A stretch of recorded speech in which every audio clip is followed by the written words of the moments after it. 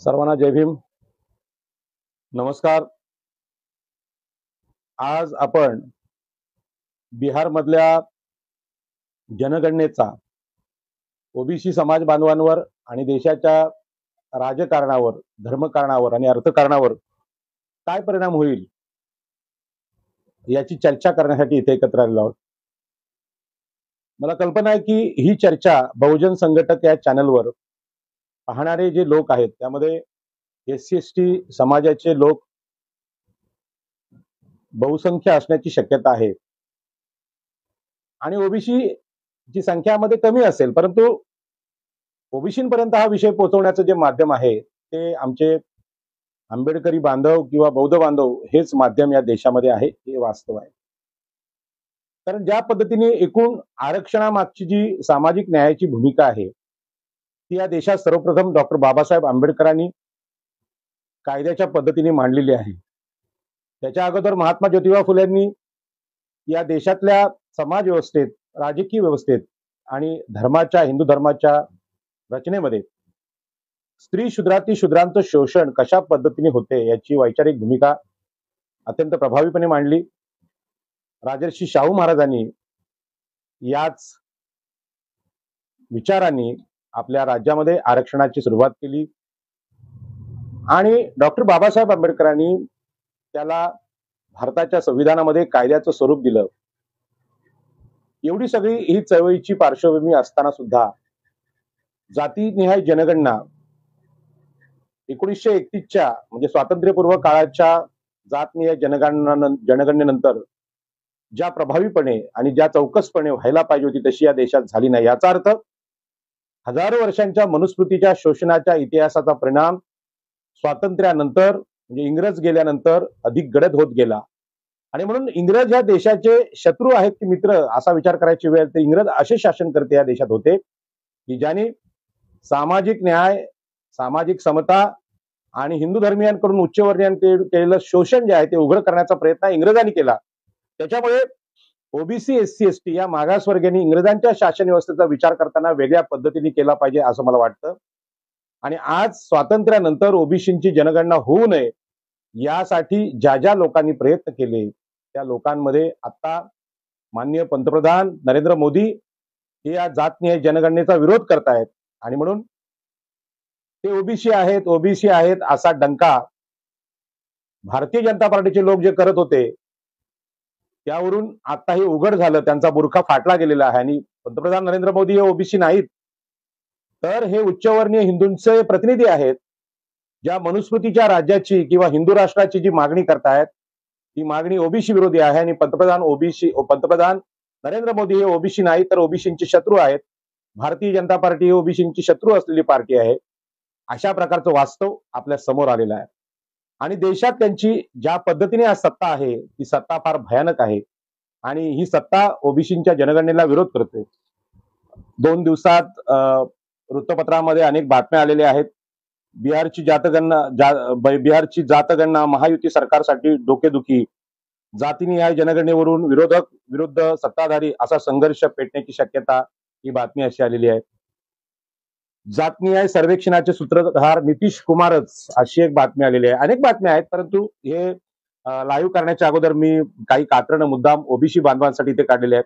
जातीच्या आधारावर समाजाची विभागणी, जातनिहाय सर्वेक्षणावरून पंतप्रधान मोदींची विरोधकांवर टीका अशी एक बातमी आलेली आहे.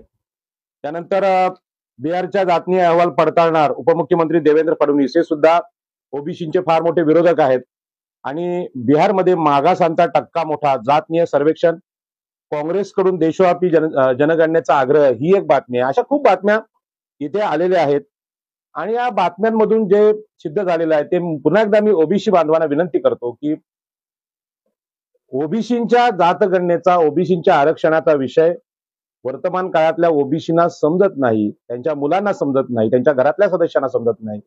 हे वास्तव मला माहित आहे आणि म्हणून ज्यांना ओबीसी विषय कळत नसेल त्यांनी गेल्या 3 ते 2 दिवसामध्ये आलेल्या पेपर मधल्या बातम्यांची अशा प्रकारची कात्रणं काढून ती वाचली तरी ओबीसींचा जो आपला अभ्यास कमी आहे तो अभ्यास पूर्ण होईल.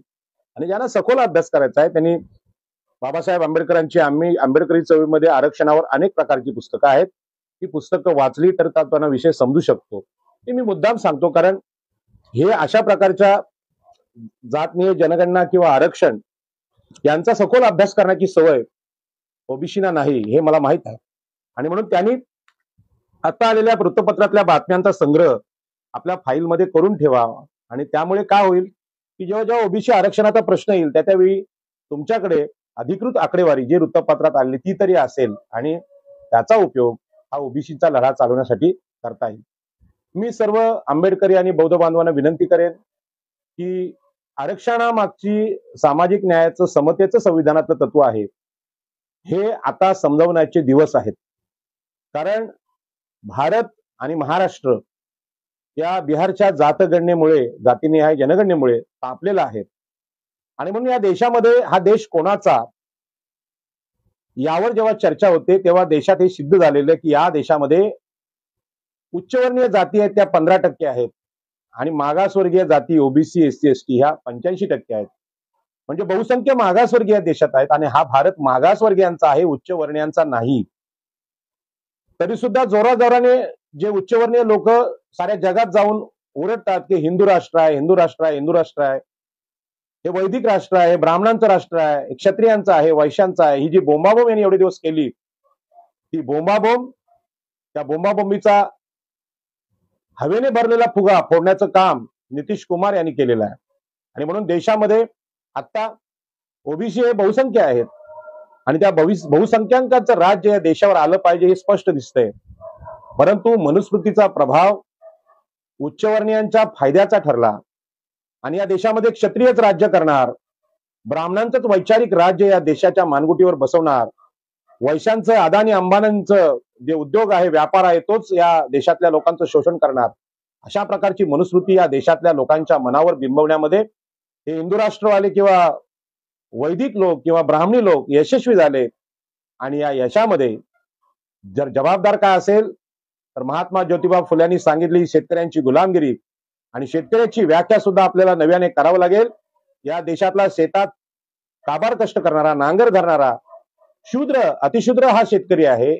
जमीनदार वर्ग हा शेतकरी नाही. आणि जमीनदारांच्या विरोधात ब्राह्मण क्षत्रिय वैश्य यांच्या विरोधात आगरी समाजाचे नेते नारायण नागू पाटील, डॉक्टर बाबासाहेब आंबेडकर यांनी खोती विरुद्ध आंदोलन कोकणात करून हे सिद्ध केलं की या देशातला जो खरा शेतकरी आहे त्याचं सातबाऱ्यावर नावच नाही आणि ज्यांचं नाव सातबाऱ्यावर आहे तो कधी शेती करत नाही.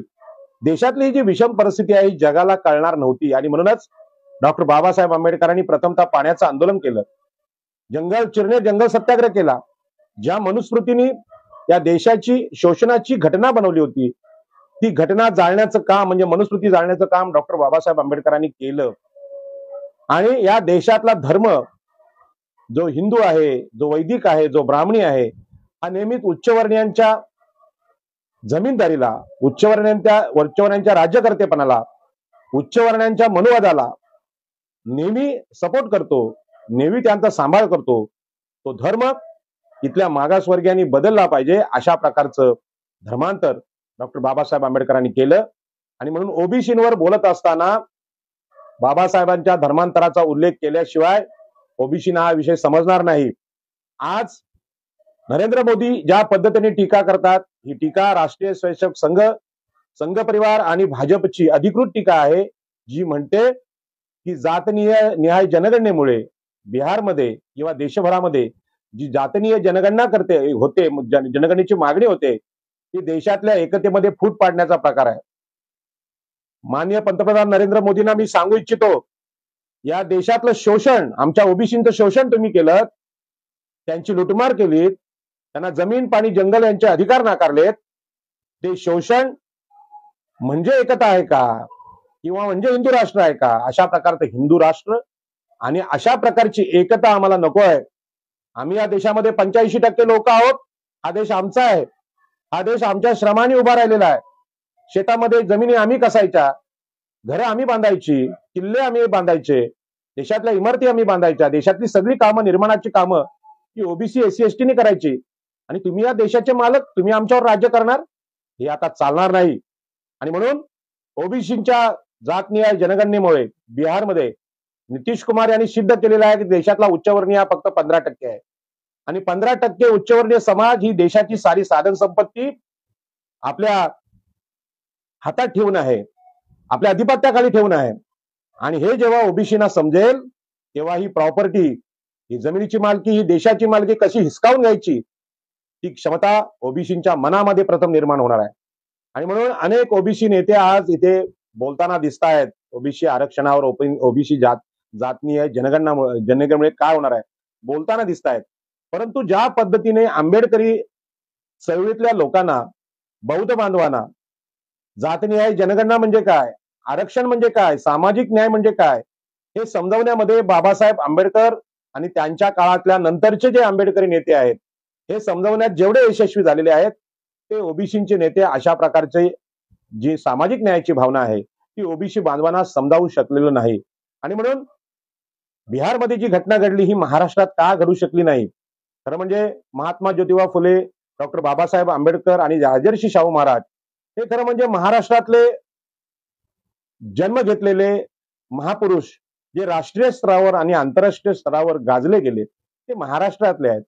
परंतु महाराष्ट्रातले हे महापुरुष असून सुद्धा आम्ही महाराष्ट्राला अशा प्रकारची जातनीय जनगणना करा किंवा महाराष्ट्रामध्ये अशी जातनीय जनगणना झाली पाहिजे असं यश आम्ही मिळवू शकलो नाही. हा महाराष्ट्रातल्या सगळ्या ओबीसी नेत्यांचा अपमान आहे.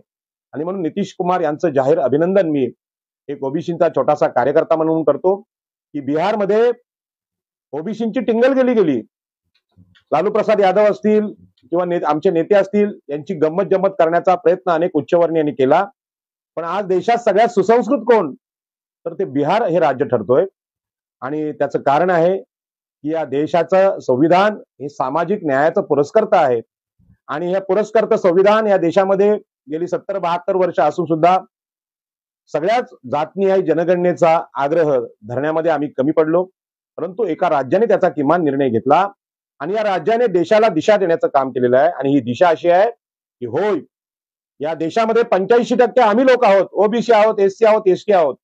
आता हे हिंदू राष्ट्र किंवा धर्मजागरण, धर्मयात्रा, रथयात्रा, अयोध्येचं राम मंदिर या खोट्या गोष्टी सांगायची हिंमत भाजपच्या विश्व हिंदू परिषदेच्या लोकांना होणार नाही हे मी खात्रीने सांगतो. आणि ही हिंमत होऊ नये अशा प्रकारची जागृती करण्याची प्रतिज्ञा ओबीसीच्या सगळ्या कार्यकर्त्यांच्या वतीने मी आज करत आहे. परंतु वास्तव हे वास्तव असतं, त्या वास्तवाची मला कल्पना आहे की दर 10 वर्षांनी जातनीय जनगणना झाली पाहिजे. 1931 ची जनगणना झाली आणि या देशामधली साधन संपत्ती ही उच्चवर्णीयांनी लूट केलेली साधन संपत्ती आहे. देशाच्या साधन संपत्तीवर त्यांचाच ताबा आहे. किंबहुना मोदी सरकारच्या काळात अदानी, अंबानी हे वैश्य आणि ब्राह्मण क्षत्रिय वैश्य हेच अधिकाधिक संपत्तीने मालामाल झाले आहे. देशाच्या साधन संपत्तीवर त्यांनी पकड घेतलेली आहे. परंतु ही पकड, ही त्यांनी केलेली लूट, ही लूट धर्माच्या माध्यमातून अत्यंत पवित्र आहे. धर्मप्रमुखांनी केलेली लूट आहे, त्यामुळे त्याला लूट म्हणता येणार नाही. मुसलमान जेव्हा लूट करतात, इंग्रज जेव्हा लूट करतात, पोर्तुगीज करतात तेव्हा ती लूट असते. परक्यांनी केलेली लूट असते ती लूट असते. पण देशातल्या उच्चवर्णीय केलेली लूट नाही, ते शोषण नाही. अशा प्रकारचं धार्मिक तत्वज्ञान ओबीसीच्या मनावर बिंबवलं गेलं होतं. आणि त्यामुळे आजही ओबीसी बंड करत नाही. त्यांना नरेंद्र मोदींनी, देवेंद्र फडणवीसांनी, शरद पवारांनी केलेले लूट आणि केलेलं शोषण हे गुदगुल्या करतं, त्यांना त्याचा आनंद होतो. परंतु त्यांना माहित नाही की देशाच्या या व्यवस्थेमध्ये मनुस्मृतीचे हे लाडके सुपुत्र ब्राह्मण, क्षत्रिय, वैश्य हे हजारो वर्ष या देशाचे शोषक आहेत. परदेशी लुटारूंनी जेवढी लूट केली त्यापेक्षा भयानक लूट आमच्या देशातल्या उच्चवर्णीयांनी केली. आणि हे उच्चवर्णीय संख्येने 15% आहेत. आणि 15% असून सुद्धा आमच्यावर राज्य कसं करतात हा प्रश्न ओबीसीना समजलेला नाही. आणि म्हणून ओबीसीना दाखवलं गेलं की आकाशातले राक्षस असतील, भूतखेत असतील, मुस्लिम लोक असतील, इंग्रज लोक असतील, हे तुमचं शोषण करतात. परंतु या देशाचे दुश्मन आहेत. हे देशाचे दुश्मन हे आमच्या 85% मागासवर्गीयांचे दुश्मन या देशातले उच्चवर्णीय लोक आहेत, ज्यांनी नेहमी धर्माचा गौरव केला, ज्यांनी नेहमीच राष्ट्रवादाचा पुरस्कार केला. त्यांचा राष्ट्रवाद सुद्धा हा शोषक राष्ट्रवाद आहे. आणि म्हणून जगामध्ये राष्ट्रवादाची उभारणी झाल्यानंतर जागतिक महायुद्ध झाली आणि या महायुद्धातून दुसरे देश लुटण्याचं काम जर्मनीचा राष्ट्रवाद असेल, मुसोलिनीचा राष्ट्रवाद असेल किंवा फ्रान्सचा असेल, त्यांनी इतरांवर लूट करणं, चोऱ्या करणं यासाठी राष्ट्रवाद मांडला. तर भारताने जो राष्ट्रवाद मांडलेला आहे तो ओबीसी, एससी, एसटी या आपल्याच देशातल्या देशबांधवांची लूट करण्याचा राष्ट्रवाद मांडला, तोच हिंदू राष्ट्रवाद आहे. आणि म्हणून हिंदुत्व हे शिवसेनेचं असेल, हिंदुत्व हे भाजपचं असेल किंवा हिंदुत्व हे काँग्रेसचं असेल, त्यामध्ये लूट करणारे उच्चवर्णीयच लोक होते आणि या उच्चवर्णीय लोकांनी आमची लूट केली ही गोष्ट आम्ही ओबीसीना समजावून सांगितली पाहिजे. आणि म्हणून डॉक्टर बाबासाहेब आंबेडकरांची आंदोलन मी नेहमी मांडत आलो.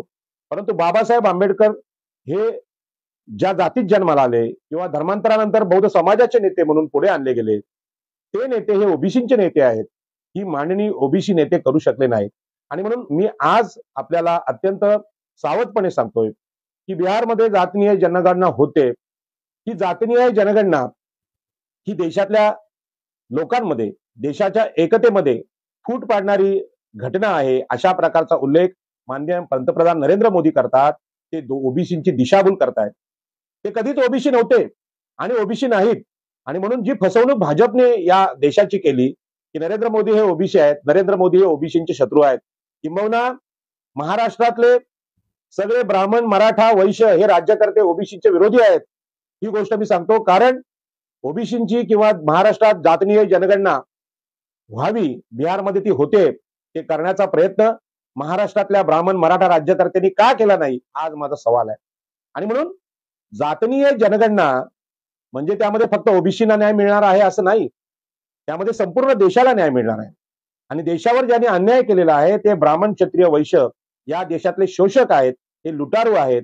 हे नवं स्वातंत्र्य युद्ध आताच्या या बिहारच्या जातगणनेनुसार सुरू होणार आहे. ती त्याची नांदी आहे की पहिल्यांदा ओबीसीना कळलं की ओबीसी हे छोटे नाहीत, तर 85% मागासवर्गीयांमध्ये ओबीसी हा सर्वात मोठा भाऊ आहे.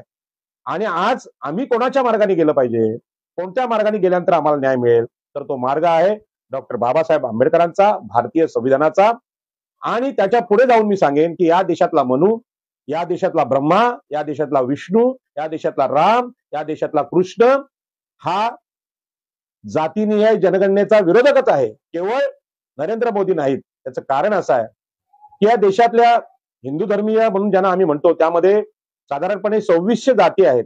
त्या जातींचं शोषण नेहमीच ब्राह्मण, क्षत्रिय, वैश्य यांनी केलं, विविध देवदेवतांनी केलं. आणि या देशामध्ये विषमतेचा पाया रामायण, महाभारत आणि मनुस्मृतींनी मांडला. आणि आजपर्यंत ओबीसीनी या मनुस्मृतीला डोक्यावर घेऊन हा प्रवास केला.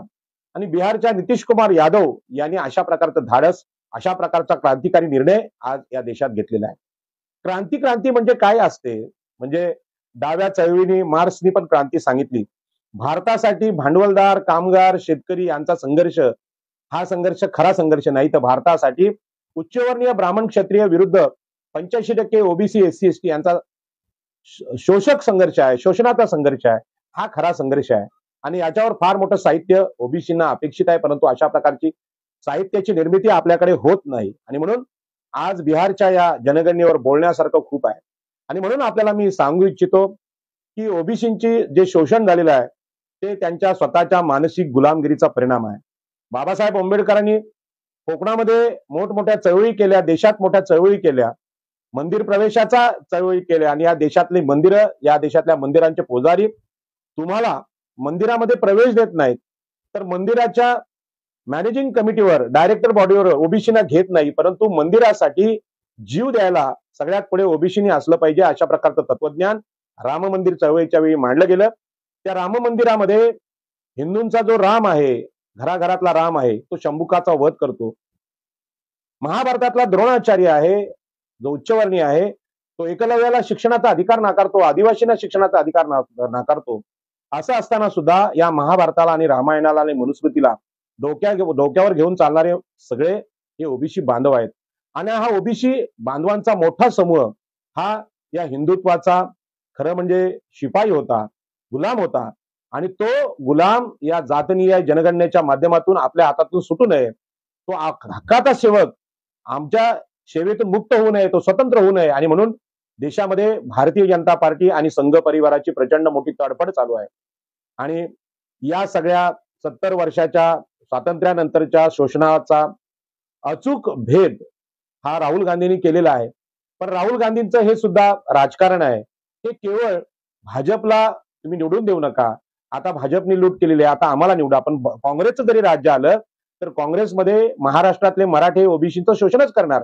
किंबहुना देशातले शोषक जेवढ्या संख्येने भाजपमध्ये आहेत तेवढ्या संख्येने काँग्रेसमध्ये आहेत. म्हणजेच ओबीसीच्या स्वातंत्र्याला काँग्रेस हा पर्याय होऊ शकत नाही, हे वास्तव आहे. आणि म्हणून काँग्रेस पासून सुद्धा ओबीसीनी सावध राहिलं पाहिजे. माझं तर म्हणणं आहे, ज्या पद्धतीने नितीश कुमार पुढे येत आहेत ओबीसीच्या जनगणनेला, त्या पद्धतीनं महाराष्ट्रातल्या सगळ्या ओबीसीनी आता पुढे आलं पाहिजे. आणि ओबीसीची अंतिम लढाई आहे. या लढाईत जर आपण जिंकलो तर आपल्या पुढल्या पिढ्या आहेत त्या शिल्लक राहतील. नाहीतर आपल्या जमिनी आणि घरदार यांच्यावर वरवंटा फिरवण्याचं काम हे उच्चवर्णीय करतील. ठाणे जिल्ह्यामध्ये लोढा असेल, ठाणे जिल्ह्यामध्ये एकनाथ शिंदे असतील, मुंबई परिसरातले ब्राह्मण मराठे असतील, ही आमची गावठाण आणि घरं लुटतायत, मी रोज बघतोय. परंतु ओबीसी नाही, समजत नाही आपला शत्रू कोण. आणि म्हणून मी सगळ्या देवदेवतांची नावं घेऊन ओबीसीला सांगतो की या सगळ्या देवांनी कधीही आपल्या जातीचं शोषण जगासमोर आणलं नाही. भारतीय संविधानातले कायदे समतेच्या तत्वावर आहेत आणि समानतेचं तत्व मुंबईमध्ये, ठाण्यामध्ये, रायगडमध्ये, भारतामध्ये ज्यांनी 2000 वर्षापूर्वी निर्माण केलं ते भगवान बुद्ध. आणि या समानतेच्या तत्वाने त्यांनी पहिल्यांदा सांगितलं की या देशातल्या एकूण लोकसंख्येच्या 50% पुरुष असतील तर 50% स्त्रिया आहेत. या 50% स्त्रियांना अधिकार नाकारण्याचं काम आम्ही सर्वांनी केलेलं आहे. आणि म्हणून पहिल्यांदा स्त्रिया आणि पुरुष समान आहेत, अशा प्रकारची समता या देशाच्या व्यवस्थेमध्ये आणली पाहिजे, असा आग्रह भगवान बुद्धांनी केला. आणि म्हणून तुम्हाला देवच आवडत असतील किंवा धर्म आवडत असेल तर या भगवान बुद्ध काही देव नाहीत, परंतु देवासारखा देव माणूस, जसं आम्ही दिबा पाटलांना ही उपाधी दिली होती की देव न मानणारा देव माणूस, हे दिबा पाटील होते. तसेच भगवान बुद्धांनी देव नाकारला, परंतु देवापेक्षा मोठं काम त्यांनी समानतेचं तत्व या देशाला आणि जगाला देऊन केलेलं आहे. आणि म्हणून साहित्याचा अभ्यास करायचा असेल ओबीसीनी तर भगवान बुद्धांचा बुद्ध आणि धम्म हा बाबासाहेब आंबेडकरांनी लिहिलेला ग्रंथ वाचलाच पाहिजे. कारण तुम्ही जे धोरण ठेवलेलं आहे की भगवद्गीता हा आमचा धर्मग्रंथ आहे, वेद हे आमचे धर्मग्रंथ आहेत, उपनिषद हे आमचे धर्मग्रंथ आहेत, तर ते तुमच्या गुलामीचे धर्मग्रंथ आहेत. मनुस्मृती तुमच्या गुलामीचा धर्मग्रंथ आहे. आणि म्हणून धार्मिक आधारावर जोपर्यंत ओबीसीमध्ये जागृती येत नाही तोपर्यंत उच्चवर्णीयांनी केलेलं शोषण तुम्हाला समजत नाही. कारण हिंदू धर्मरक्षक नरेंद्र मोदी, डॉक्टर हेडगेवार, सावरकर हे हिंदू धर्मरक्षक म्हणून त्यांना आम्ही आपलं गुरु किंवा ईश्वर मानतो, राम आणि कृष्णाला मानतो. पण या सगळ्या लोकांनी ओबीसीची शोषणाची परंपरा देशात मांडली आणि त्यांचा पगडा डोक्यावर असल्यामुळे ओबीसीना आरक्षण, जातीनिहाय जनगणनेचे महत्व समजत नाही. किंबहुना जसं नरेंद्र मोदींची आज भाषा आहे की जातनिहाय जनगणनेमुळे देशामध्ये फूट पडेल, ओबीसीना सुद्धा असंच वाटतं जात जात काढून काय, सगळे लोक समान आहेत असं ओबीसी बोलतात. परंतु त्याच्या विरोधात वागणं हे उच्चवर्णीयांचे आहे. त्यांचं वागणं हे जातीनुसार शोषण करण्याचं आहे. आणि म्हणून हे शोषण अधिकाधिक वेगळ्या पद्धतीने होत जाते. आज मराठा समाजाची मागणी येते की आम्हाला ओबीसी मध्ये आरक्षण पाहिजे. अहो, महाराष्ट्राची सत्ता कायम तुमच्याकडे आहे, महाराष्ट्राच्या 60% जमिनी तुमच्याकडे आहे. ब्राह्मणांच्या नंतर शोषक कोणी असतील तर महाराष्ट्रात मराठी आहेत. मग त्यांनी सगळ्या मागासवर्गीयांचं शोषण केलेलं आहे आणि आज तुम्हाला ओबीसी मध्ये आरक्षण पाहिजे. म्हणजे जो ओबीसीना समानतेच्या तत्वाने आरक्षणाचा एक मार्ग भारतीय संविधानाने दिला होता, तो मार्ग सुद्धा बंद करण्याचं काम महाराष्ट्रामध्ये चालू आहे. पण मराठ्यांचं हे शोषक म्हणून जे आक्रमण ओबीसीमध्ये होतंय, याच्यावर बोलण्याची हिंमत ओबीसी नेत्यांमध्ये पण नाही, ओबीसी राज्यकर्त्यांमध्ये नाही, ओबीसी आमदारांमध्ये नाही. आणि म्हणून एकंदरीत आरक्षणामागची जी भूमिका आहे, आरक्षण म्हणजे सवलत नाही, की ओबीसीवर केलेली कृपा नाही, की एससी एसटीवर केलेली कृपा नाही. जातीनिहाय जनगणनेनुसार आकडेवारी जी समोर येईल त्या आकडेवारीमध्ये हेच स्पष्ट होणार आहे की 15% जे उच्चवर्णीय लोक आज बिहारमध्ये दिसतात, त्या 15% लोकांनी सगळ्या देशातल्या भारताच्या संपत्तीवर कब्जा केलेला आहे. आणि ह्या संपत्तीचं समानतेच्या तत्वावर वाटप हे मागासवर्गीयांना करायचं आहे. यासाठी जातीय जनगणना आहे. नाहीतर ही काय अशी जनगणना नाही तुमच्या घरी किती गणपती बसले, यांच्या गावात किती बसले, त्यांच्या गावात किती, ही गंमत जम्मत नाही. ही झाडांची जनगणना नाही, प्राण्यांची नाही, ही माणसांची आहे. आणि या माणसांमध्ये 15% उच्चवर्णीय देशाचे मालक बनून बसले असतील तर आपल्याला आता पाकिस्तान विरुद्ध लढाई नाही, आपली चायना बरोबर नाही, तर या देशातल्या उच्चवर्णीयांनी लुटलेल्या संपत्तीच्या विरोधात आपली लढाई आहे. आणि लढाई आपल्या हक्काचं घर मिळवायचं असेल, आपल्या हक्काची जमीन मिळवायची असेल, आपल्या हक्काचं पाणी मिळवायचं असेल, आपल्या हक्काचे कारखाने मिळवायचे असतील, त्याची लढाई आहे. परंतु यामधलं जे मुख्य तत्व आहे ते तत्व आपण समजून घेतलं पाहिजे. आम्ही हिंदुत्वाचा गौरव केला, गर्व शेको मन हिंदू म्हटलं तर हे अधिकार मिळत नाहीत. तर हिंदुत्वाच्या गर्वाने आमच्याकडे सेवेची जबाबदारी, ब्राह्मण क्षत्रिय वैश्य यांची सेवा करावी, त्यांचे पाय चपावेत, त्यांची शेतं कापून द्यायची, त्यांची घरं बांधून द्यायची, त्यांची देवळं बांधून द्यायची, ही सेवेची जबाबदारी आमच्यावर येते. आणि मंदिरातलं धन लुटायचं काम ते करतात. आणि म्हणून हिंदुत्व आमच्या कामाचं नाही. जोपर्यंत हिंदुत्वाला ठोकर मारण्याची क्षमता ओबीसीमध्ये येत नाही, त्यामुळे आम्ही ओबीसी म्हणजे काय हे समजत नाही. आणि म्हणून बऱ्याचदा आमच्यासारखे नेते पोटतिडकीने बोलतात तेव्हा त्यांना धर्मविरोधी ठरवलं जातं, त्यांना राष्ट्रविरोधी म्हटलं जातं, त्यांना राष्ट्रद्रोही सुद्धा म्हटलं जातं. आणि ह्या पदव्या बाबासाहेब आंबेडकरांना सुद्धा देण्यात आल्या. आणि म्हणून जेव्हा जेव्हा आम्ही संपत्तीची मागणी करतो, मुंबईतले 200 गावठाण आणि कोळीवाड्या आम्ही मागतो, मुंबई परिसरातला सागर किनारा आमचा आहे, समुद्र आमचा आहे, जेव्हा असं आम्ही बोलतो तेव्हा आम्हाला सांगितलं तो सरकारचा आहे. अरे सरकार म्हणजे कोण? सरकारमध्ये नालायकानं तुम्ही बसलात. तुम्ही उच्चवर्णीय 15% लोक सरकारमध्ये बसलात, तुम्ही लूट करताय. सरकार म्हणजे लोककल्याणकारी सरकार नव्हे. आणि म्हणून नरेंद्र मोदींचं सरकार या देशातून घालवणं ही ओबीसींची पहिली जबाबदारी आहे. आणि त्याची अस्मिता या बिहारच्या जातनीय जनगणनेनुसार फुललेली आहे किंवा ती आपल्याला फुलवावी लागणार आहे. आणि म्हणून मी ओबीसीना सांगू इच्छितो की बाबासाहेब आंबेडकरांनी प्रकांड पंडित, जागतिक कीर्तीचा विद्वान आणि तत्कालीन समाज व्यवस्थेमध्ये जे नेते होते, पंडित जवाहरलाल नेहरू असतील, सुभाषचंद्र बोस असतील, सरदार पटेल असतील, महात्मा गांधी असतील, यांच्या इतकीच संपत्ती कमवण्याची क्षमता असणारा, आपल्या बुद्धीच्या जोरावर संपत्ती कमावण्याची क्षमता आपल्या मनगटात बाळगणारा नेता डॉक्टर बाबासाहेब आंबेडकर, त्यांच्याकडे सर्व प्रकारची श्रीमंती पायावर लोळत होती. त्यांचं जे चित्र आज उभं केलं जातं डॉक्टर बाबासाहेब आंबेडकर किंवा महात्मा ज्योतिबा फुल्यांचं, ते अत्यंत गरीब दलितांचे नेते अशा प्रकारची जी माननीय उच्चवर्णीय करतात, त्यांना आम्ही सांगतो आमचे दोन्ही नेते अत्यंत विद्वान आणि अत्यंत श्रीमंत होते. महात्मा ज्योतिबा फुले हे तर मोठे बिल्डर होते, ज्यांनी व्हीटी स्टेशन बांधलेलं आहे ते महात्मा ज्योतिबा फुले आहेत. त्यांना तुम्ही भिकारी दाखवता, त्यांना कमी लेखता.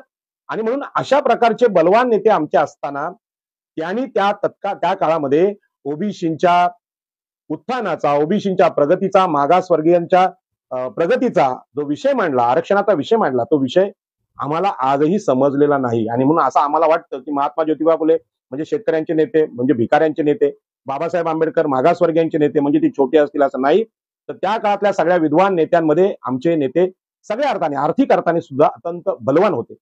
आणि असं असताना सुद्धा त्यांनी जो काम केलं की त्यांनी स्वतःच्या श्रीमंतीकडे लक्ष दिलं नाही, स्वतःच्या कुटुंबाच्या 4 पिढ्या खातील असे पैसे कमवले हे तत्व त्यांनी ठेवलं नाही. तर माझा ओबीसी SC ST हा या देशामध्ये कष्टकरी माणूस आहे, जो नवनिर्माता आहे, देशाचं पालन पोषण करणारा आहे आणि तो देशाचा मालक झाला पाहिजे, अशा प्रकारचं तत्वज्ञान आमच्या या 2 महान नेत्यांनी दिलं. मी तर सांगेन की महात्मा ज्योतिबा फुल्यांनी सांगितलं की या देशातले कोलीय लोक जोपर्यंत शिकून सवरून देशाच्या व्यवस्थेमध्ये राज्यकारभारामध्ये येत नाही, तोपर्यंत राष्ट्र म्हणून हा देश पुढे येणार नाही. हे महात्मा ज्योतिबा फुल्यांचं तत्वज्ञान आहे. बाबासाहेब आंबेडकरांनी तर ओबीसीना घेऊन, आगरी कोळ्यांना घेऊन कोकणातले आंदोलन केले आणि सांगितलं अरे जमीन तुम्ही कसता, जमीन तुम्ही लावता, तुम्ही मालक आहात. एवढं सांगून सुद्धा ही जमिनी बाबची म्हणजे देशाच्या राष्ट्रीयतेच्या बाबतीची मालकी हक्काची भावना ओबीसीमध्ये फुलली नाही. ओबीसीमध्ये राजकीय जागृती बाबासाहेब आंबेडकरांनी केली, त्यांना लढायला शिकवलं. राष्ट्रीय स्वरूपाचे कायदे, कुळ कायदा, राष्ट्रीय स्वरूपाचा कायदा बाबासाहेबांनी आम्हाला घेऊन केला. पाणी हक्काचा कायदा केला, जंगल सत्याग्रह केला. हे सगळं करून सुद्धा ओबीसीमध्ये जेवढे भव्य नेते निर्माण व्हायला पावते तसे निर्माण झाले नाहीत. आता दुष्परिणाम असा झाला की 70 वर्ष होऊन सुद्धा आमची संख्या किती आहे हे आम्ही मोजू शकलो नाही. खरं म्हणजे या संख्येमध्ये, जातनीय जनगणनेमध्ये त्या माणसाकडे, ओबीसीकडे असलेली संपत्ती किती, त्यांची घरं किती, त्यांच्या जमिनी किती, त्यांच्याकडे सार्वजनिक उद्योग किती आहेत, ही सगळी आकडेवारी बाहेर येणार आहे. आणि ही आकडेवारी बाहेर आल्यानंतर या देशाची लूट पाकिस्तानने केली नाही, चायनाने केलेली नाही, इंग्रजांनी केलेली नाही, तर देशातल्या उच्चवर्णीयांनी केलेली आहे. हे सत्य ओबीसी समोर येणार आहे. परंतु या प्रकारची नजर ओबीसींची जागी असली पाहिजे. आणि म्हणून बाबासाहेब आंबेडकरांसारखा, महात्मा ज्योतिबा फुल्यांसारखा अत्यंत यशस्वी, उद्योगी, श्रीमंत नेते हे असताना त्यांनी आम्हाला सांगितलं की होय, आम्ही किती श्रीमंत असलो व्यक्तिगत स्वरूपात, तरी या देशातल्या उच्चवर्णीयांनी ज्या पद्धतीने सार्वजनिक जीवनात, मग शिक्षण असेल, धर्मकारण असेल, राजकारण असेल, महत्वाच्या मोक्याच्या प्रशासनामध्ये जागा बळकावलेल्या आहेत आणि त्यांच्या दृष्टीने तुम्ही खूप मागे आहात, अशा प्रकारची मांडणी करून सांगितलं की उच्चवर्णीयांच्या दृष्टीने, त्यांच्या संपत्तीच्या, त्यांच्या प्रगतीच्या दृष्टीने ओबीसी हे मागासलेले आहेत असं सांगण्याचा नेत्यांनी आपला प्रयत्न केला. पण आम्ही असं समजलो की महात्मा ज्योतिबा फुले आणि डॉक्टर बाबासाहेब आंबेडकर हे मागासवर्गीय नेते. मग मागासवर्गीय कोण, ही जेव्हा आम्ही व्याख्या करण्याचा आमच्या पद्धतीने प्रयत्न केला, त्यामुळे ओबीसीना असं वाटलं की मागासवर्गीय म्हणजे SC ST. आम्ही मागासच नाही, पण खरे शूद्र आम्ही आहोत, ओबीसी आहोत. आम्हाला मागासवर्गीय, इतर मागासवर्गीय किंवा मागास किंवा शूद्र ही जी ओळख ज्या महात्मा ज्योतिबा फुल्यांनी स्पष्ट करून सांगितली, जी डॉक्टर बाबासाहेब आंबेडकरांनी सांगितली, तो मागासवर्गीय अस्मिता या देशात उभीच होऊ शकली नाही. आणि म्हणून त्याचा परिणाम असा झाला की सरकारने सुद्धा धार्मिक विषय पुढे रेटत नेले. आणि म्हणून राम मंदिराची निर्मिती असेल, 370 कलम रद्द करणं असेल, या देशाची वैचारिक मांडणी मुस्लिम विरोधी करण्यामध्ये असेल, मुसलमान हे तुमचे शत्रू आहेत. अलीकडेच आगरी कोळ्यांना असं भडकवलं जात आहे की बौद्ध बांधव तुमचे शत्रू आहेत, ते तुमच्यावर कारवाया करतात, ते तुमचे शत्रू आहेत. अशा प्रकारच्या क्लिप भाजपचेच लोक आगरी कोळ्यांच्या तोंडून वदवतात आणि दोन्ही समाजामध्ये दंगली घडवण्याचा प्रयत्न करतात. कल्याणमध्ये एका बौद्ध तरुणाला अशाच पद्धतीने मारहाण झाली आणि एकविरेवर ते टीका करतात. एकविरा ही भगवान बुद्धाची आई आहे. एकविरेची मोठी बहीण प्रजापती ही मावशी आहे आणि त्या प्रजापतीनंच आमच्या आगरी कोळी समाजामध्ये विधवांना लग्न लावण्याचा अधिकार दिला. धवलारीन जे आमच्याकडे शब्द आहे तो दिला. मातृसत्ताक कुटुंब पद्धती दिली. हुंडा नाकारण्याची पद्धती भगवान बुद्धांनी दिली आहे. हुंडा घेणं, लग्नामध्ये स्त्रियांना कमी लेखणं हे मनुस्मृतीचं राजकारण आहे, मनुस्मृतीचं धर्मकरण आहे. त्यांनी स्त्रियांना कमी लेखलंय आणि अतिशूद्रांना आणि शूद्रांना गुलाम दाखवण्याचं काम सुद्धा या देशातल्या हिंदू धर्माने केलंय. त्याच्यामुळे ओबीसीना जातनिहाय जनगणना किंवा उच्चवर्णीयांनी केलेलं शोषण समजायचं असेल तर त्यांना हिंदू धर्माच्या शोषणाची चिकित्सा करावीच लागेल. आणि माझा अनुभव आहे की आमचे ओबीसीचे नेते धर्माला हात घालताना घाबरतात, धर्मवाद्यांना घाबरतात आणि धर्मवर्धांना नेते घाबरत असल्यामुळे ओबीसी बांधव घाबरतात. त्यामुळे बाबासाहेब आंबेडकरांनी जी चिकित्सा या देशातल्या हिंदू धर्माची, वैदिक धर्माची, वेदांची, उपनिषदांची केली ती समजून घेण्यामध्ये ओबीसी नेते कमी पडतात. ओबीसी नेते कमी पडतात म्हणून ओबीसी कार्यकर्ते कमी पडतात. म्हणून मी जेव्हा बोलायला जातो तेव्हा बोलतात की तुम्ही धर्मावर कशाला बोलता, धार्मिक शोषणावर कशाला बोलताय, देवदेवतांच्या विषमतेच्या तत्वज्ञानावर कशाला बोलताय, ते बोलू नका. ते आमच्या श्रद्धा आहेत आणि आमच्या श्रद्धेला तुम्ही हात घालू नका. पण एक लक्षात घेतलं पाहिजे, ओबीसी बांधवांची श्रद्धा हीच गुलामीचं कारण ठरलेली आहे. आणि म्हणून या श्रद्धेचा विरोध करताना मी एवढं सांगेन की चार्वाकांनी सांगितलं, भगवान बुद्धांनी सांगितलं, भगवान महाबळीरांनी सांगितलं, ज्योतिबा फुल्यांनी सांगितलं, डॉक्टर बाबासाहेब आंबेडकरांनी सांगितलं, तुमच्या समोर येणाऱ्या प्रत्येक गोष्टीची चिकित्सा त्या त्या काळानुसार तुम्ही केली पाहिजे. बऱ्याचदा असं वाटतं की बाबासाहेब आंबेडकरांच्या चळवळी किंवा महात्मा ज्योतिबा फुले, राजर्षी शाहू महाराज यांच्या चळवळी आता कालबाह्य झाल्या. फुले शाहू आंबेडकरांचं तत्वज्ञान हे काळाच्या ओघात संपलेलं आहे. आता त्याची काही गरज नाही. म्हणून आता जातनीय जनगणना करणं म्हणजे देशामध्ये फूट पाडणं आहे असं नरेंद्र मोदी ज्या विश्वासाने बोलतात ते त्यांचं वाक्य नसून पूर्ण संघ परिवाराचं मनोवल यांचं वाक्य आहे. अहो कसली फूट, आमचं शोषण होतं, आम्हाला लुटता, आमची घरं पाडता. आज सुद्धा नवी मुंबईमध्ये उल्व्यामध्ये कोळी समाजाच्या घरांना शिडकोची नोटीस आले. एवढी तरी या शिडकोच्या नगर विकास मंत्री एकनाथ शिंदेना अक्कल पाहिजे की कोळी बांधव हा इथला उल्वा, बेलापूर, नवी मुंबई, मुंबई इथला भूमिपुत्र आहे. त्याने अनधिकृत बांधकाम कसं केलं असेल? त्यांना तुम्ही अनधिकृत बांधकाम बोलता कशाला? बोलायचं कारण काय? कारण आम्ही इथले भूमिपुत्र आहोत. तुम्ही साताऱ्यावरून इकडे आलेला आहात. खरं म्हणजे राष्ट्रीय राजकारण, राष्ट्रीय समाजकारण करताना असं कोणाचा बोलायला चुकीचं आहे हे मला माहित आहे. परंतु तुम्ही शोषक म्हणूनच इथल्या लोकांशी वागत असाल तर तुम्ही कुठले हे सांगायची वेळ आमच्यावर आता आलेली आहे. म्हणून आमच्या गावामध्ये येऊन आमची घरं पाडायची, आमची घरं तोडायची याचा अर्थ ओबीसीना समजत नाही. याचा अर्थ या देशातले राज्यकर्ते ब्राह्मण, क्षत्रिय, वैश्य आमचे शत्रू आहेत हे ओबीसीना कळलेलंच नाही. मी यासाठी शत्रू म्हणतो की या शत्रूंनी सतत तुमचा घात केलेला आहे. भारतीय नागरिक म्हणून ते सगळे आपले भाऊ आहेत, ते सगळं मला मान्य आहे. परंतु राज्य तुमच्या हातात असताना बिहारने जे केलं, जातीय जनगणना केली, ती महाराष्ट्रात सुसंस्कृत एक पुरोगामी राज्य महाराष्ट्र राज्य म्हणून इथल्या राज्यकर्त्यांना का कळत नाही हा माझा प्रश्न आहे. आणि म्हणून आजच्या या विषयामध्ये मला हे सांगायचं आहे, ओबीसी नेते आज बोलतील की बाबा बिहारच्या घटनेने ओबीसी जागा होईल, अजिबात नाही.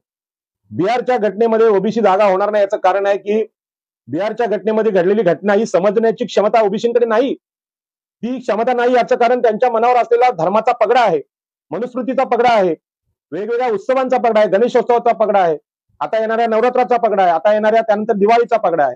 हे सण उत्सवामध्ये ओबीसी इकडे लक्ष देत नाहीत. आणि म्हणून ओबीसीच्या जनगणनेचा मुद्दा आल्यानंतर आता लगेच ग्रामपंचायतीच्या निवडणुका जाहीर झाल्यात महाराष्ट्रात. या ग्रामपंचायतीमध्ये ओबीसी आरक्षण लागू नये, महापालिकेमध्ये आरक्षण लागू नये, हा डाव फडणवीसांनी टाकला होता. फडणवीस हे आमच्या महाराष्ट्रातल्या ओबीसीचे शत्रू आहेत आणि त्यांनीच जातनिहाय जनगणना केली असती तर महानगरपालिकांच्या निवडणुका झाल्या असत्या आणि महानगरपालिकांची ओबीसींची सत्ता आहे महानगरपालिकांमध्ये. ओबीसींचं आरक्षण नाकारण्याचं महापाप या देशातल्या ब्राह्मण, क्षत्रिय, वैश्य यांनी केलेलं आहे. एकट्या फडणवीसांना मी जबाबदार धरत नाही. त्यामध्ये शरद पवार, अजित पवारांसारखे, एकनाथ शिंदेसारखे, उद्धव ठाकरेंसारखे सगळे लोक त्यामध्ये पापी आहेत. यांनी महापाप केलेलं आहे.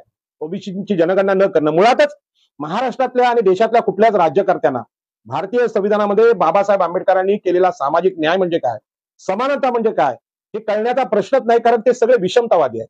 आणि म्हणून या कुठल्याच नेत्यांकडून ओबीसीनी काडीची अपेक्षा ठेवू नये. इव्हन छगन भुजबळांकडून सुद्धा अशी समानतेची अपेक्षा ठेवू नये. कारण त्यांना ओबीसीना जागा करायचं असेल तर केवळ राजकीय शत्रू कोण आहेत हे सांगून चालणार नाही, तर धार्मिक अधिकारावर इथले सगळे धर्मग्रंथ ओबीसींचे शत्रू आहेत. इथल्या सगळ्या देवदेवता ओबीसींच्या शत्रू आहेत. इथले सगळेच सामाजिक कारणे उद्योजक सुद्धा ओबीसींचे शत्रू आहेत. अदानी अंबानी हे सुद्धा ओबीसींचे शत्रू आहेत. आणि म्हणून ते खाजगीकरणाचा डाव टाकतात. म्हणून हे सगळं समजायचं असेल तर अशा प्रकारचं युद्ध जे बाबासाहेब आंबेडकरांनी इथे मांडलं की या देशामधलं शोषण संपवायचं असेल तर परकीय शत्रू कोण हे आम्हाला माहित आहे. परंतु ते शत्रू जेवढं नुकसान ओबीसींचं करत नाहीत तेवढं नुकसान ओबीसींचं हे इथले उच्चवर्णीय करतात. आणि म्हणून या उच्चवर्णीयांची संख्या निश्चित झालेली आहे, 15% आहेत. या 15 लोकांना आम्ही 85 लोक अक्षरशः कोंडवून टाकू शकतो त्यांच्या घरांमध्ये, एवढी हिंमत, एवढी ताकद ह्या ओबीसीमध्ये आहे. परंतु नुसतं सैन्य आहे, नुसती लोकसंख्या आहे, पण त्यांना मेंदूच नाही. त्यांचं मेंदू हे गुलामीमध्ये अडकवलेले आहेत. मी असं म्हणणार नाही की मेंदू सडलेले आहेत, नासलेले आहेत, परंतु त्या मेंदूंमध्ये तर्क करण्याची क्षमताच नाही राहिली. आमचा मित्र कोण, आमचा शत्रू कोण, आमचं चांगलं काय, आमचं वाईट काय हे ओबीसीना जर समजत नसेल तर मुळापासून याची सुरुवात करायला लागेल. आणि म्हणून देशामध्ये ओबीसींची गुलामगिरी ज्यांनी लादली ते सगळे हिंदूंचे धर्मग्रंथ याची चिकित्सा पहिल्यांदा आपल्याला करावी लागेल. ती चिकित्सा केल्यानंतर या धर्मग्रंथांनी ज्यांना बळ दिलं त्या देशातले ब्राह्मण, मराठा, ब्राह्मण क्षत्रिय, ब्राह्मण वैश्य यांची सुद्धा यांच्या सगळ्या सार्वजनिक जीवनाची चिकित्सा आम्हाला करावी लागेल. 70 हजार कोटी खाल्ले जातात, गुन्हे दाखल होतात आणि त्यांनाच उपमुख्यमंत्री म्हणून प्रमोशन मिळतं महाराष्ट्रामध्ये. म्हणजे या देशामधले नरेंद्र मोदी आणि शरद पवार हे सगळे उच्चवर्णीय सत्तेसाठी एकत्र आहेत. ही गोष्ट ओबीसीना कळत नाही आणि म्हणून ओबीसी सतत कोणाच्या छत्रछायेखाली जगण्याचा प्रयत्न करतात. ते शरद पवार असतील, एकनाथ शिंदे असतील, उद्धव ठाकरे असतील, नरेंद्र मोदी असतील, देवेंद्र फडणवीस असतील, हे उच्चवर्णीय लोक आमचे कधीच पालक होऊ शकत नाही, आमचे शत्रू आहेत. आणि म्हणून देशाच्या राजकारणामध्ये बंधुभावाचं वातावरण, भारतीय जो राष्ट्रवाद आहे त्यामध्ये बंधुतेचं वर्णन आहे ते आलेलं आहे.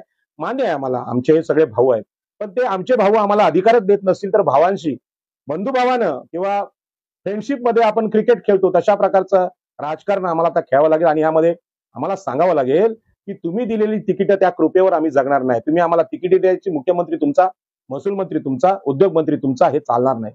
आता देशाचा मुख्यमंत्री, महाराष्ट्राचा मुख्यमंत्री हा खऱ्या अर्थाने प्रामाणिक ओबीसी असला पाहिजे. डुप्लिकेट नरेंद्र मोदी ओबीसी पंतप्रधान हे असली ढुंग ओबीसीनी खपवून घ्यायला नको. आणि म्हणून यांची चिरफाड करण्याचं तत्वज्ञान, अशा प्रकारची बुद्धिमत्ता ओबीसीनी आपल्यामध्ये विकसित केली पाहिजे. आणि म्हणून ही जे ढोंग चालले, फसवणूक चालले, वृत्तपत्रात या सगळ्या बातम्या आहेत, आता असं होणार, आता तसं होणार, काय होणार ओबीसीना काहीच माहित नाही. मागचे 7-8 दिवस गणेशोत्सवामध्ये गेले, आता पुन्हा एकदा लगेच नवरात्र येणार आहे आणि त्यानंतर दिवाळी येणार आहे. यामध्ये निवडणुका पण असतील आणि यामध्ये हिंदुत्वाचे फटाके फुटले जातील. बाळासाहेब आंबेडकर त्याचा उल्लेख करतात.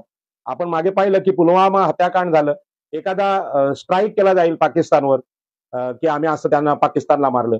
या सगळ्यामध्ये हेतू असा असेल की आता बिहारच्या जातीय जनगणनेमुळे सिद्ध झालंय की 15% उच्चवर्णीय जाती हे सतत राज्य करतात. 13 मुख्यमंत्री मराठ्यांच्या महाराष्ट्रात होतात.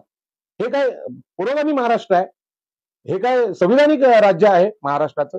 तुमचेच मुख्यमंत्री एकाच जातीचे आणि तेच आमचं शोषण करतात आणि वर सांगतात की आमचा समाज मागासलेला आहे. मग तुम्ही काय केलं? आणि म्हणून या सगळ्यामध्ये आता राजकीय अर्थाने आम्ही सत्ता हाती घेणं हा ओबीसींचा विषय आहे. त्याच पद्धतीने धर्मकारणामध्ये ब्राह्मणांचं वर्चस्व होतं. आम्ही बोलू तोच धर्म, त्यांचेच सद्गुरू, त्यांचेच बुवा बापू, त्यांचंच ओबीसीनी शिष्य. का ओबीसीना धर्मामध्ये अधिकाराने बोलता येत नाही? काय यांचं बोलणं आहे? या साधू संतांचं बोलणं काय ढोंग आहे? जे तुकाराम महाराज बोलतात, जे भगवान बुद्धांनी सांगितलं, ती भाषा कुठल्या संतांची आहे? कोणाचीही नाही. आणि म्हणून धर्मकारण असेल, धर्मप्रमुख म्हणून बोलायची हिंमत आमची असली पाहिजे आणि तो धर्म भारतीय संविधानात असला पाहिजे. आणि म्हणून कुठल्याही गुरुचं, कुठल्याही कृपाळू बाबाचं ऐकण्याच्याच गरज नाही, कारण सगळ्यात जास्त गुलामी ह्या धर्माने आमच्या ओबीसीवर लादलेली आहे. आणि म्हणून धार्मिक दृष्टीने सुद्धा आम्ही पुढाकार घेतला पाहिजे. आणि म्हणून आई एकविरेच्या तत्वज्ञानाने, प्रजापतीच्या तत्वज्ञानाने आमच्याकडे लग्न लावण्याचं काम महिलांमध्ये, महिला पुरोहितांमध्ये आहे. मी ओबीसी महिलांना सांगू इच्छितो की ही जी पद्धत आहे ती आपण शिकून घ्यावी. आमच्या आगरी कोळ्यांमध्ये, भंडाऱ्यांमध्ये विधवा ज्या आहेत त्या लग्न लावू शकतात, म्हणजे धर्मगुरू होऊ शकतात. तर भटजींची आम्हाला गरज काय? ब्राह्मण पुजाऱ्यांची गरजच काय? आमच्या देवाची पूजा, जे काय आमचे देव असतील, जो काय आमचा धर्म असेल तो आम्हीच सांगू. धार्मिक दृष्टीने आमचा गुरु कोणी होऊ शकत नाही. धार्मिक गुरूंना जेव्हा आम्ही लाथा घालू ब्राह्मणांच्या, उच्चवर्णीयांच्या, त्यावेळीच आमच्या स्वातंत्र्याची सुरुवात होईल, हे मी सांगू इच्छितो. केवळ राजकीय हक्काने, केवळ सामाजिक हक्काने आम्ही मुक्त होऊ शकत नाही. तर आमचा धर्म आम्ही ठरवू. तो मातृसत्ताक आहे, तो परशुरामाचा नाही, तो रामाचा नाही, तो कृष्णाचा नाही, तो भगवान बुद्धाचा आहे, आई एकविरेचा आहे, प्रजापतीचा आहे आणि भारतीय संविधानाचा आहे. तुम्हाला कुठलाही धर्म आवडत नसेल तर तुम्ही त्यावर काही बोलू नका, परंतु एवढं तर सांगा, संविधान हा आमचा धर्म आहे. या देशातल्या सगळ्या धर्मग्रंथांना संविधान हा जगण्याचा मार्ग आहे, हा धर्मग्रंथ आहे, हे तुम्हाला सांगायला संकोच वाटायला नको. आणि म्हणून ओबीसीना जर आता मुक्त व्हायचं असेल तर केवळ ब्राह्मण क्षत्रिय वैश्य यांचं राजकीय पक्ष नाकारून, यांची राजकीय सत्ता नाकारून नाकारता येत, ही आमची गुलामी नाकारता येत नाही. आम्हाला खऱ्या अर्थाने स्वतंत्र व्हायचं असेल तर बाबासाहेब आंबेडकरांनी सांगितलेला मुक्ती कोण पते, कुठला मार्ग तुमच्या मुक्तीचा आहे, तो दत्ता पाटलांनी सांगितला, दिबा पाटलांनी सांगितला, तो मार्ग संविधानाचा आहे. तो भगवान बुद्धांनी सांगितलेल्या सामाजिक समतेचा आहे. आणि भारतीय संविधानामध्ये समतेच्या तत्वाने आरक्षण आलेलं आहे. आणि म्हणून आता आणखी एक गोष्ट भाजपवाले करतायत की 2600 जाती या देशामध्ये ओबीसीच्या आहेत, त्यामध्ये काही जाती त्याचा फायदा घेतात आणि बाकीच्यांना भेटत नाहीत. अरे मूर्खानो, अरे नालायकानो, तुम्ही ब्राह्मण क्षत्रिय वैश्याने आमचं शोषण केलंय, ते तुम्ही कबूल नाही करत आणि सांगतायत की ओबीसीतल्या काही जाती आमचं शोषण करतात, आमच्यामध्ये भांडण लावण्याचा प्रयत्न करतात. होय, काही ओबीसी मधले नेते मोठे झाले असतील आणि ते जर ओबीसीची जागृती करत असतील तर त्यांना ताकद देण्याचं आमचं काम, ते आमच्यातले आहेत, आमचे नेते आहेत.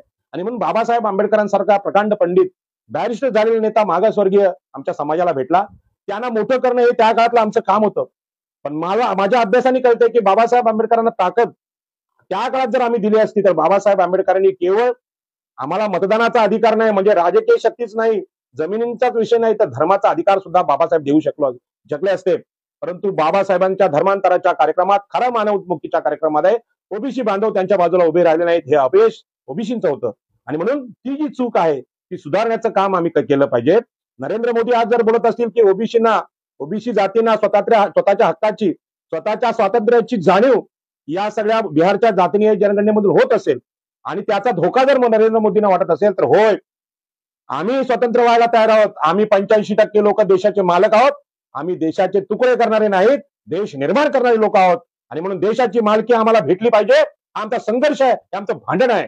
आणि त्यामध्ये देशांतर्गत जे काही भांडणं होतील ती गुलाबाची फुलं देऊन असतील किंवा आम्ही नुसती फुंकर घातली, आम्ही नुसता श्वास जरी बाहेर सोडला तरी तुम्ही त्या श्वासाच्या हवेने उडून जाल. कुठे उडून जाल हे आम्ही सांगत नाही, पण तशा प्रकारचा संघर्ष आम्ही करणार.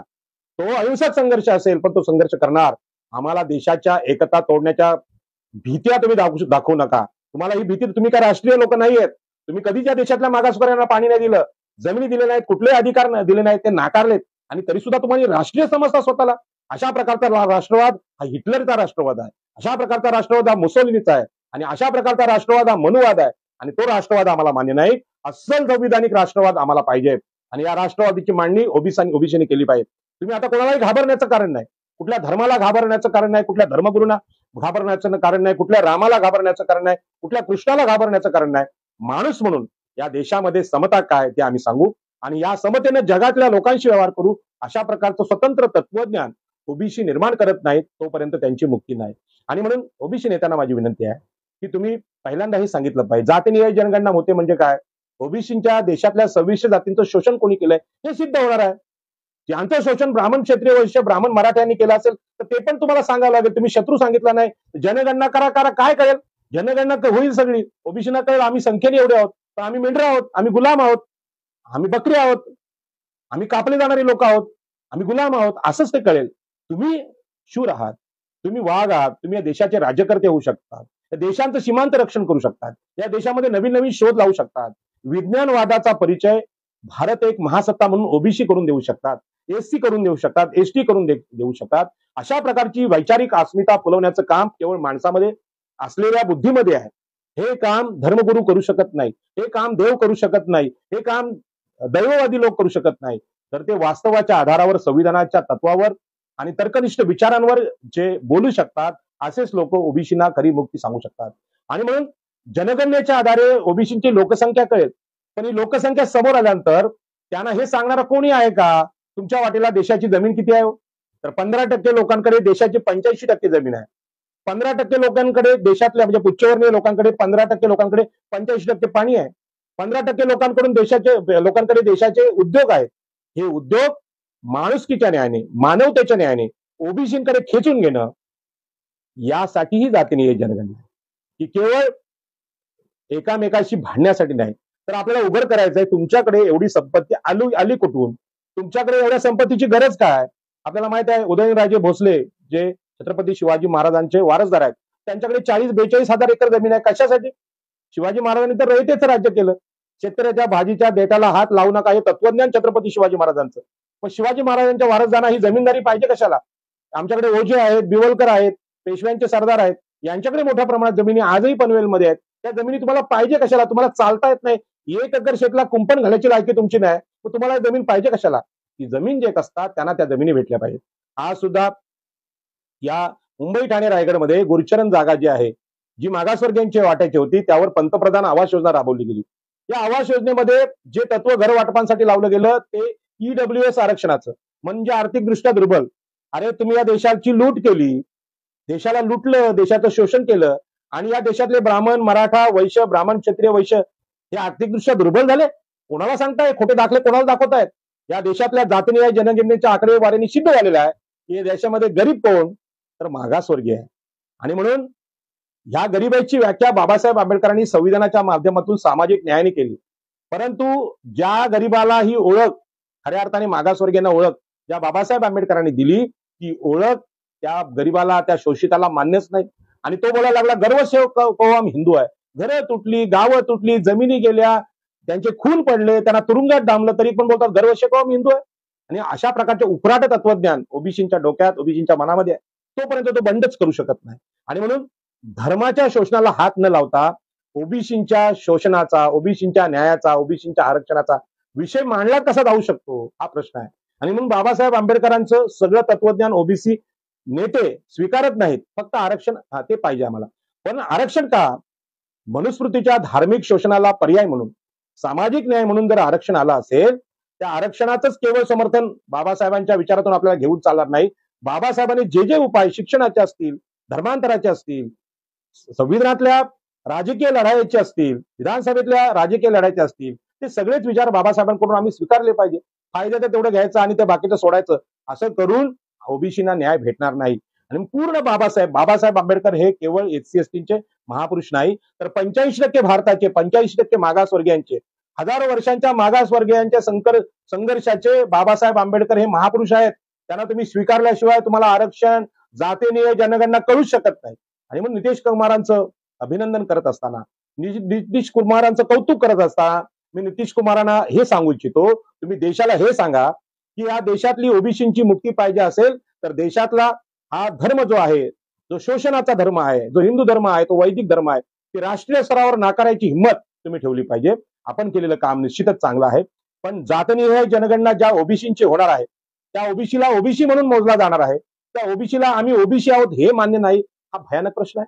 म्हणजे तुम्ही सगळे त्याचं कल्याण करायला चाललात, पण नितीश कुमार या देशातल्या ओबीसींचे कल्याण करते आहेत.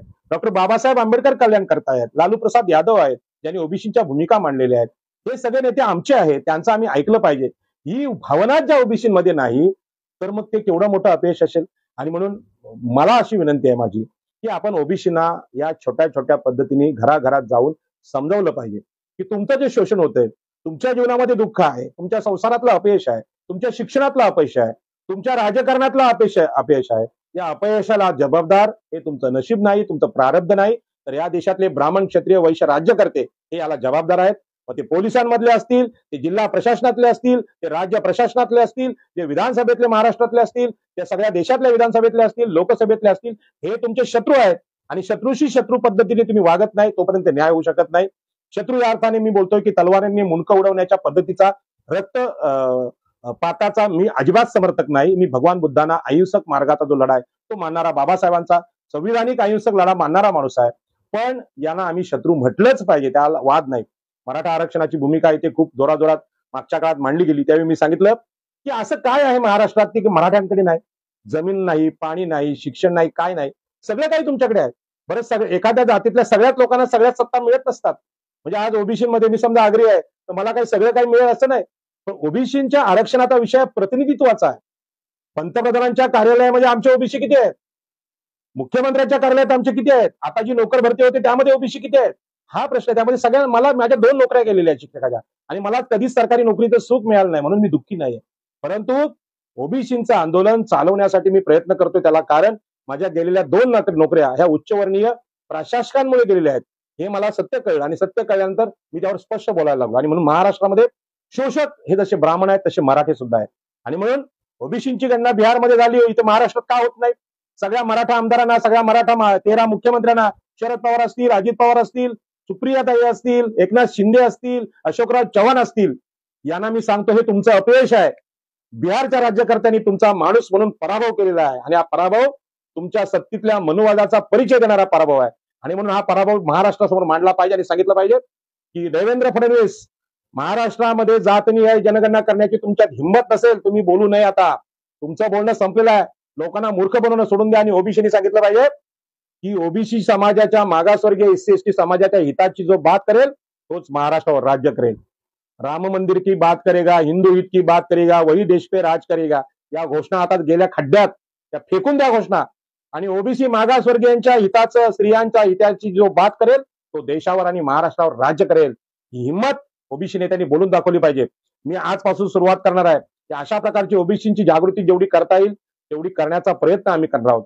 मला अभिमान आहे, 2 दिवसापूर्वी वाशीमध्ये त्या देशातल्या बौद्ध भिक्खुनी संघाचं मोठं अधिवेशन झालं आणि त्या भिक्खुनी संघाने म्हणजे स्त्रियांनी, साधू झालेल्या स्त्रियांनी मला जो जगाचा इतिहास सांगितला की सगळ्या जगामध्ये स्त्रियांच्या धार्मिक अधिकारांना विरोध होतोय. तो विरोध संपूर्ण जगात होतोय, भारतात होतोय, महाराष्ट्रात होतोय आणि सगळ्या चळवळींमध्ये होतोय. त्यांनी जेव्हा मला सांगितलं बनते सुनीतीने, तेव्हा माझ्या लक्षात आलं की इथला आगरी कोळी समाज एकवीर आईला मानतो, हुंडा घेत नाही, स्त्रियांना अधिकार देतो, स्त्रियांना अर्थसत्ता देतो, घरातल्या सगळ्या प्रकारच्या सत्ता देतो.